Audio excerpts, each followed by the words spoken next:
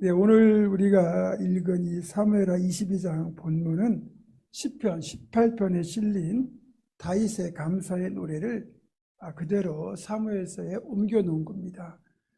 약간씩 그 표현이나 단어는 다르지만 그 내용은 거의 동일합니다. 다윗이 이렇게 하나님을 향하여 감사의 노래, 찬송을 부르게 된 동기가 1절에 나와 있죠. 여호와께서 다윗을 모든 원수의 손과 사울의 손에서 구원하신 그날에 다윗이 이 노래의 말씀으로 여호와께 아뢰어 이르되. 자, 솔직하게 말하자면 우리가 고통 가운데 있을 때는 기쁨의 노래, 감사의 찬양을 드리기는 어렵습니다.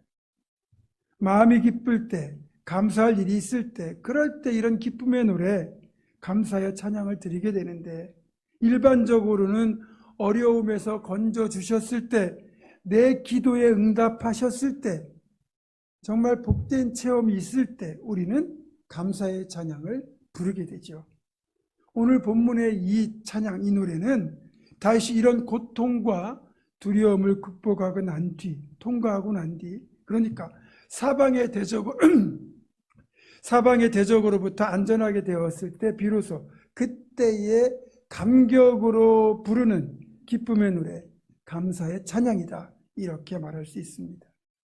병행 본문인 시편 18편 1절 2절은 이렇게 되어 있어요.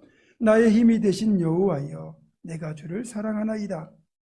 여호와는 나의 반석이시요 나의 요새시요 나를 건지시는 이시요 나의 하나님이시요 내가 그 안에 피할 바이시요 나의 방패시요 나의 구원의 뿌리시요 나의 산성이시로다. 아멘. 참으로 멋진 고백 아닙니까? 저도 개인적으로는 다윗의 이 고백을 대할 때마다, 그래서 이 고백을 바탕으로 만들어진 찬송을 부를 때마다 하나님의 그 크신 사랑이 다시 한번 감사하게 여겨지고, 그래서 나도 부족하지만 하나님을 사랑한다고 고백하게 됩니다. 우리 삶에서 사실 나를 향하신 하나님의 사랑을 깨닫고 하나님을 향하여 사랑한다는 이 고백이 늘 계속되어야 됩니다. 그런데 이런 노래가 사실 결코 부르기 쉬운 노래가 아니라는 거죠. 믿음과 사랑의 고백이 가득 담긴 이런 시편을 우리는 쉽게 읽어 내려가요. 하지만 적어도 다윗이 이 노래를 자신의 고백으로 부르기까지는 정말로 험난한 고난을 통과해야 됐고 기나긴 기다림의 시간을 필요로 했다는 겁니다. 정말로 길고 길었던 고난의 터널을 통과한 연후에야 이처럼 아름답고 영성 깊은 찬양을 드릴 수 있었다는 거예요. 북아메리카 대륙에 위치한 로키 산맥의 해발 3,000m 지점은 더 이상 나무가 자라지 못하는 수목 한계선입니다. 나무가 이제 이 지점을 넘어서면 자랄 수 없다는 거죠. 그러니까 이 한계선에서 자라는 나무들의 특징은 아주 차갑고 매서운 강한 바람 때문에 곧게 자라지 못하고 바람이 불어오는 반대쪽으로 이렇게 가지를 뻗은, 다시 말하면 무릎 꿇고 기도하는 모습의 나무로 자라납니다. 나무가 생존하기에 너무나 열악한 지대이기 때문에 이 나무들은 생존을 위하여 무섭도록 인내를 발휘하며 성장합니다. 그렇게 이런 무릎 꿇는 나무는 고통스럽게 성장하지만 그만큼 특별한 대우도 받는답니다. 전 세계에서 가장 공명이 잘 되는 바이올린은, 이 명품 바이올린은 이 수목 한계선에서 무릎 꿇고 자란 나무로 만들어진다는 겁니다. 어떤 이들은요, 인생은 살만한 것이다, 인생을 즐기며 행복하게 살라고 말하고 노래합니다. 그런데요, 만약에 그렇게 말하는 그 사람이 고생다운 고생도 해보지 않고 돈 많은 부모 잘 만나서 늘 평탄하게만 살아왔기 때문에 그래서 인생은 살만한 것이다, 즐겁다 라고 말한다면 그 노래는 감동도 깊이도 없습니다. 진짜 아름다운 노래는 인생의 험한 풍파를 다 겪었으면서도 그런 고난을 통하여 오히려 더 훌륭한 인격으로 성숙해진 사람이 부르는 노래입니다. 이런 분들의 입술에서 나오는 신앙 고백은 신앙 고백 그 자체로 이미 아름다운 노래가 되는 거예요. 아름다운 영혼의 소리를 내며 인생의 절묘한 선율을 느끼게 해주는 사람은 아무런 고난 없이 좋은 조건에 살아온 사람이 아니고 온갖 역경과 아픔을 딛고 성장한 사람입니다.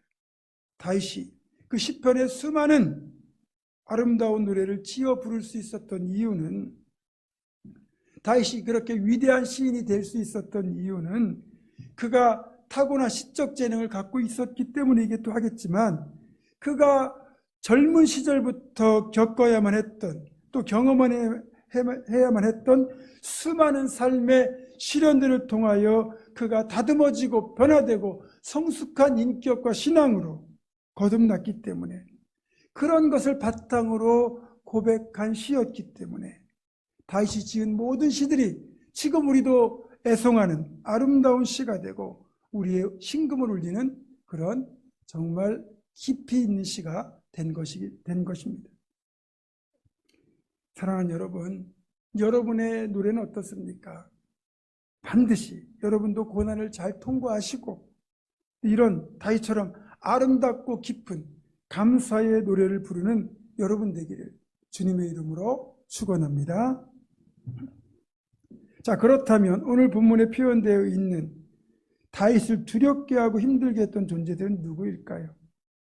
1차적으로는 주로 이스라엘을 많이 침략했던 블레셋 족속, 아말렉 족속, 그리고 에돔이라든지 모압 같은 나라들일 겁니다. 그리고 그 다음으로 집요하게 자신을 죽이려고 쫓아다녔던 사울 왕일 것입니다. 다윗은요, 수많은 대적들 중에서도 특히 이 사울을 두려워했습니다. 왜 그렇게 사울을 두려워했을까요? 거인 골리앗도 두려워하지 않았고, 그 당시 최강의 군사력을 가지고 있던 강력한 대적 블레셋도 두려워하지 않고, 치고 빠지게 능한 아말렉도 두려워하지 않던 다윗인데, 다윗이 왜 유독 사울을 그렇게 두려워했을까요? 사울의 힘이 그만큼 막강했기 때문일까요? 여기에는 본질적인 이유가 있습니다. 자, 사울은 다윗을 죽일 수 있지만 다윗은 사울을 죽일 수 없다는 제약이 있었기 때문입니다. 좀 더 쉽게 설명하겠습니다. 만약 여러분이 링 위에서 무조건 싸움을 해야 됩니다. 싸움을 거부할 수는 없습니다. 그리고 이 싸움은 어느 한쪽이 죽어야만 끝이 납니다. 근데 싸움의 방식이 기가 막힙니다. 상대방은 무조건 나를 공격할 수 있지만 나는 상대방을 공격할 수 없고 오직 그 링 안에서 피하는 것만 허용되어 있습니다. 여러분 같으면 이런 조건으로 싸움을 하라고 하면 받아들이겠습니까? 내 생명이 걸린 문제인데, 그것도 같은 조건에 싸우는 거라면 모르겠는데 나는 전혀 공격하지 못하고 그저 피하는 것밖에 할 수 있는 방법이 없다면, 그런 조건이라면 이런 싸움은 애초부터 말이 안 되는 것 아닙니까? 어느 누구도 받아들이지 않을 겁니다. 혹 상대방이 나보다 약하다 해도 이런 조건이라면 엄청나게 불리할 것이 분명한데, 상대방이 나보다 더 강력한 힘을 가진 사람이라면 이런 조건은 애초에 말이 안 되는 거죠. 그런데 이것이 사울과 다윗의 싸움의 규칙이었다는 겁니다. 사울은 강력한 군대를 거느린 이 나라의 왕이었고 다윗은 혼자 도망하는 신세였습니다. 그런데 사울은 다윗을 죽일 수 있지만 다윗은 사울을 죽일 수 없다는 이 불리한 규칙까지 적용된 상태였다는 거예요. 그러다 보니 다윗이 사울에게 가졌을 두려움이 얼마나 큰지 이해할 수 있지요. 예전에 다윗은 사울에게 쫓기는 이런 절박하고 두려운 자신의 심정을 이렇게 표현했습니다. 나와 사망 사이는 한 걸음뿐이라. 한 걸음만 잘못 디디면 난 죽는다는 거죠. 늘 숨어 살아야 되고 쫓겨다니는 도망자의 불안한 삶을 다윗은 이 말로 아주 생생하게 표현했습니다. 어찌 보면 우리가 신앙인으로 살아간다는 것 자체가 지금 이런 다윗의 경우처럼 남들보다 훨씬 더 불리한 조건에서 경쟁하고 생존해야 되는 삶이라고 할 수 있습니다. 여러분, 누군가 잘못을 저지르잖아요. 그러면 일반적으로 그 사람이 잘못했네 이렇게 치부하고 넘어가는데, 만약 그 사람이 교회 다니는 신앙인이라는 것이 드러나면 예수 믿는 사람들은 다 왜 그래? 라는 식으로 싸잡아 비난하면서 우리에게 세상 사람들보다 훨씬 더 높은 도덕과 윤리를 요구합니다. 게다가 우리는 세상을 살면서도 세상 사람들은 지키지 않아도 되는 성경의 명령과 말씀을 추가로 지켜야 됩니다. 또 시간과 물질과 열정을 주님과 교회 공동체를 위하여 일정 부분 헌신하고, 그리고 남은 것으로 나를 위하여 살아갑니다. 이런 객관적인 상황을 놓고 보면 우리는 많은 부분에서 믿지 않는 사람들보다 훨씬 더 불리한 조건에서 살아가야 한다는 그런 제약을 갖고 있습니다. 그래서 그렇기 때문에 신앙인들은 삶이 늘 불안할 수밖에 없는 거예요. 여러분 마음에 불안이 찾아온다면 그건 당연한 겁니다. 그리고 그런 불안한 삶을 정말 극적으로 살았던 존재가 바로 다윗이었죠. 다윗은 그렇게 기약 없는 도망자의 삶을 살아야 됐고 늘 불안에 또래했기 때문에 사울의 손에서 온전히 구원받았다고 여겨졌던 그날, 이런 감사의 찬양을 드릴 수밖에 없었던 겁니다. 그리고 이 시편을 읽다 보면 그런 불안한 도망자의 삶에도 불구하고 자신을 지키시고 보호하시는 하나님을 의지하였고 늘 기도의 삶을 살았기 때문에 끝내는 이런 감사의 찬송을 부를 수 있었다고 고백하고 있는 겁니다. 이들에게도 내 힘으로 감당할 수 없는 고난 때문에 불안과 두려움이 계속 우리를 짓눌러 오겠지만, 그럼에도 하나님을 붙들고 의지하는 믿음의 손, 기도의 무릎만 포기하지 않는다면 우리도 언젠가는 다윗처럼 이런 감격의 찬송, 감사의 노래를 부를 날이 반드시 올 겁니다. 그때까지 흔들림 없이 믿음의 길을 걸어가시는 우리 모두가 되기를 주님의 이름으로 축원합니다. 그런데 오늘 본문 다윗의 노래에 나타난 하나님은 이런 분이다라는 그런 표현들이 지금은 우리가 잘 사용하지 않는 사물, 상징, 개념들이 들어있어요. 그래서 이런 부분들을 잘 이해하려면 그 당시 그들의 문화와 역사, 생활 양식, 삶의 정황을 비교해 가면서 읽어야 됩니다. 다윗은 우리가 잘 사용하지 않는 개념들을 사용해 하나님을 노래하고 있어요. 오늘 본문에 등장하는 하나님은 반석, 요새, 방패, 구원의 뿔, 높은 망대, 피난처 등의 비유적 표현을 사용하고 있는데 사실 우리의 상황과는 동떨어져 있는 비유들이에요. 그렇기 때문에 다윗 시대로 우리가 들어가서 그가 살았던 그 시대의 배경과 그리고 지형적 조건들, 여러 가지 특성들을 감안해서 이 말씀을 읽어야 됩니다. 참고하시고요. 다윗은 먼저 하나님을 향하여 하나님은 나의 반석이라고 노래합니다. 여러분, 이 반석은 이스라엘에서 아주 흔하게 볼 수 있는 바위산을 의미합니다. 이스라엘이 위치한 이 가나안 땅 대부분은 강수량이 굉장히 적습니다. 그래서 산에 나무가 별로 없고요. 그래서 대부분이 그렇게 바위로 이루어진 민둥산입니다. 이런 지역에서 어쩌다 우기가 되면 1년 강수량의 대부분이 이 우기에 한꺼번에 쏟아지게 되는데, 숲이 없는 이 지형적 특성상 비가 쏟아지면 이 비가 땅으로 스며들지 않고 엄청나게 거센 물살을 이루며 그렇게 아래쪽으로 흘러내려가게 됩니다. 그러면서 주변에 있던 물살이 흘러내려가는 주변에 있던 모든 것들을 다 휩쓸어 내려가요. 그렇지만 아무리 거센 바람이 불고 이렇게 폭우가 쏟아진다 하더라도 이 반석, 즉 바위산은 조금의 미동도 없습니다. 전혀 흔들리지 않는 거예요. 다윗은 그런 바위산, 그 반석을 보며 변함이 없고 흔들리지 않는 하나님을 떠올렸습니다. 하나님은 어떤 상황에도 흔들림이 없는 든든한 반석과도 같은 분이라는 뜻이죠. 또한 하나님은 반석이라는 이 표현에는 하나님이란 분명한 믿음의 기초 위에, 그 반석 위에 내 신앙의 집을 세우겠다는, 인생의 집을 세우겠다는 고백이기도 합니다. 여러분, 찬송가도 나오지만 반석 위에 기초를 세운 집과 모래 위에 기초를 세운 집은 겉모습에는 차이가 없습니다. 그런데 거센 폭풍우가 닥쳐오면 그 결과는 정반대로 나타납니다.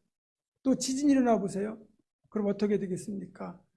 반석이란 든든한 기초에 세운 집은 끄떡없습니다. 그러나 모래 위에 기초를 세운 집은 지진이 나면 그대로 무너지고 맙니다.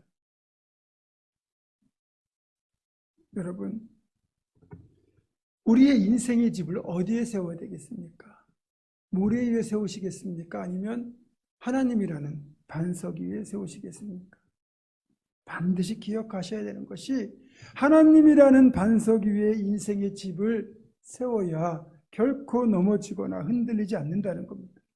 하나님이라는 반석 위에 인생의 집을 세우기만 하면 아무리 강한 세속의 비바람이 불어오고 땅이 흔들린 것 같은 최악의 조건 하에서도 우리의 집은 안전할 수 있습니다. 문제는 적지 않은 신앙인들을 포함하여 대부분의 사람들이 엉뚱하게도 하나님이라는 반석이 아닌 세상의 물질, 명예, 권력이라는 모래 위에 집을 짓고 있습니다. 그러다 보니 이런저런 폭풍과 거센 물결에 너무나 쉽게 무너지고 마는 거죠. 솔직히 하나님 외에 영원한 존재가 어디 있습니까? 아무것도 없습니다. 다윗은 이런 사실을 너무나도 잘 알고 있었기에 하나님이라는 그 튼튼한 반석, 영원한 반석 위에 자신의 집을 세웠고 그 결과가 다윗의 집은 하나님이 세우신 이스라엘의 정통 왕가가 되었고 훗날 예수 그리스도께서 다윗의 왕가에서 탄생하시는 큰 복을 더불어 누릴 수 있었습니다. 사랑하는 성도 여러분, 여러분도 반드시 하나님이라는 반석 위에 여러분의 집을 세우시기 바랍니다. 물질, 권력, 명예라는 모래 위에 집을 세우는 어리석은 삶이 되지 말고 반드시 영원한 하나님이라는 반석 위에 여러분의 집을 세우시길 바랍니다. 그러면 결코 흔들리지 않고 유동치 않으시는 하나님의 평안이, 하나님의 축복이 여러분의 인생을 붙들고 여러분의 집을 지켜주시며 여러분과 동행하실 겁니다. 다윗은 이어서 하나님을 자신의 요새요, 망대요, 방패라고 노래하고 있습니다. 요새가 어떤 거냐? 숱한 적들과 약탈자들의 침입을 효과적으로 막아낼 수 있는 천혜의 방어 기제를 말합니다. 쉽게 말해서 열을 가지고도 백을 물리칠 수 있을 정도로 방어에 유리한 곳이 바로 요새입니다. 그러니까 요새라는 건 내 힘을 몇 배로, 몇십 배로 증폭시켜주는 것이다. 이렇게 생각하면 되겠습니다. 이런 요새의 능력을 다윗은 경험했어요. 그러니까 사울이 강력한 군대를 거느리고 다윗을 여러 번에 걸쳐서 죽이려고 했지만 그럼에도 다윗이 안전할 수 있었던 비결이 하나님이 다윗의 요새로, 그러니까 하나님이 친히 다윗의 요새가 되어주셨기 때문입니다. 자, 이를 우리에게 적용하자면 하나님이 우리에게도 이런 요새가 되어주신다는 거예요. 대적의 공격을 쉽게 방어할 수 있는 이 요새야말로 우리 신앙인들, 하나님을 믿는 자들, 하나님과 동행하는 자들이 누리게 되는 축복 중에 하나입니다. 나는 비록 약하나 주 예수는 강하다, 이런 고백을 드릴 수 있는 축복이 바로 요새의 축복이죠. 여러분 모두가 이런 요새의 축복을 누릴 수 있기를 주님의 이름으로 축원합니다. 다음은 방패입니다. 방패가 뭡니까? 전투 시 적군의 치명적인 공격으로부터 내 생명을 지켜주는 최고의 방어 무기입니다. 방패는 근거리 공격뿐만 아니라 원거리에서 날아오는 불화살 같은 공격도 막아주는 꼭 있어야 되는, 반드시 있어야 되는 군인의 보호 장구입니다. 다윗이 하나님을 나의 방패라고 고백했던 이유는 다윗이 아무리 조심하고 깨어 있는 것 같아도 갑자기 날아오는 화살, 창 같은 공격이 있을 경우 이를 피할 수 없는 상황이었다는 거죠. 그런데 이 모든 대적의 공격들을 하나님이 친히 방패가 되어 다 막아주셨다는 거예요. 사울이 다윗을 치러 오려고 하면 누군가 다윗에게 사울이 오는 것을 알려주고, 다윗이 사울에게 포위되어 죽을 수밖에 없는 것 같은데, 그때 마침 블레셋이 이스라엘을 침공했다는 소식을 사울에게 전하는 사람이 있어서 사울이 포기하고 돌아갈 수밖에 없었거든요. 이런 모든 상황들을 겪으면서 하나님이 친히 자신의 방패가 되어 그런 공격들을 막아주셨다는 것을 깨달았기 때문에 다시 이 고백을 한 겁니다. 하나님이 그렇게 우리의 방패가 되어주셨기 때문에 우리도 세상의 수많은 위협과 공격에서 지금껏 잘 버티고 여기까지 온 것 아니겠습니까? 또 높은 망대라고 표현하죠. 망대는 말 그대로 전망대를 말합니다. 사방을 살펴볼 수 있는 높은 곳을 말하죠. 우리가 높은 망대에 올라가 있으면 주변의 풍경이 잘 보입니다. 그래서 이걸 전투 시에 적용을 하게 되면 망대에 올라가 있으면 적군이 지금 어디에서 오는지, 어떤 진영을 펼치고 있는지, 어떤 무기를 가지고 있고 어느 정도의 숫자가 되는지를 다 파악할 수 있습니다. 그러면 이에 대한 대비책을 마련할 수 있죠. 이것을 우리 삶에 적용하면 내가 처한 내 인생의 상황을 쉽게 파악할 수 있는 것이 바로 망대입니다. 만약에 여러분의 삶이 뭔가 복잡하고 꼬여버렸다면, 내가 처한 현재 상황이 어떤 상황인지 알 수 없을 정도로 혼란스럽다면 높은 망대이신 하나님께 나아가야 됩니다. 하나님께 나아가면 어느 순간 내 시선이 하나님의 시선으로 바뀌기 때문에 지금 내가 처한 모든 상황이 다 한눈에 파악이 되고 비로소 해결책을 찾아낼 수 있는 겁니다. 여러분, 미로 속에 들어있으면 길이 보이지 않습니다. 그러나 미로보다 높은 곳에 올라가면, 그 망대에 올라가면 미로의 상황이 다 보이지 않습니까? 그러면 어디에 함정이 있고 어디에 탈출구가 있는지 알게 되지 않습니까? 하나님이 바로 그런 우리의 전망대가 되시는 거예요. 여러분, 그렇게 전망대 대신 하나님을 의지하면 상황 파악이 끝나요. 그러면 승리는 내 것이 되는 겁니다. 또 다윗은 하나님을 구원의 뿔이라고 표현합니다. 여기에서 말하는 구원의 뿔은 염소 같은 초식동물이 맹수로부터 자신을 지켜내는 유일한 무기라고 할 수 있는 머리에 달린 뿔을 말합니다. 그러나 좀 더 정확한 의미는 이 번제단 내 모서리에 솟아있는 뿔을 말합니다. 그러니까 그 번제를 드리는 사각형의 그 틀이 있는데요. 이 변과 변이 만나는 꼭지점, 그 자리에 이런 모양으로 이렇게 뿔이 솟아 있습니다. 누구라도 죄를 지었는데 이 번제단의 뿔을 붙잡고 하나님께 회개하고 용서를 구하면 용서받을 수 있었습니다. 그러니까 이 구원의 뿔은 하나님의 전적인 용서와 은총을 상징하는 겁니다.